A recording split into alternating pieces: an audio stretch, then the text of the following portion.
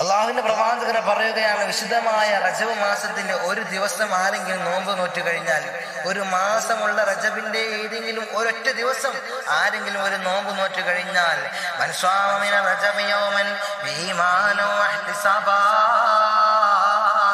ഈമാനോടുകൂടെ പ്രതിഫലം ആഗ്രഹിച്ചുകൊണ്ട്, അല്ലാഹു തആല പ്രതിഫലം തരുമെന്ന് ആഗ്രഹിച്ചുകൊണ്ട്, അല്ലാതെ മറ്റുള്ളവരെ കാണാൻ വേണ്ടിയല്ല, മറ്റുള്ളവർ ഞാൻ വലിയ നോമ്പുകാരാണെന്ന് പറയാൻ വേണ്ടിയല്ല, ഒരുപാട് ഇബാദത്തുകൾ എടുക്കുന്ന ആളാണ് ഞാൻ എന്ന് പറയാൻ വേണ്ടിയല്ല, പക്ഷേ ഈമാനം വഹ്തിസാബാ, അല്ലാഹു തആല അടിയുറച്ച് വിശ്വസിച്ചുകൊണ്ട്, ഈമാനോടുകൂടെ കൂലി പ്രതീക്ഷിച്ചുകൊണ്ട് മാത്രം അല്ലാഹുവിന് ആരെങ്കിലും വിശുദ്ധമായ റജബിൽ ഒരൊറ്റ ദിവസം നോമ്പ് നോറ്റാ അവന് ലഭിക്കുന്ന പ്രതിഫലം എന്തെന്നോ,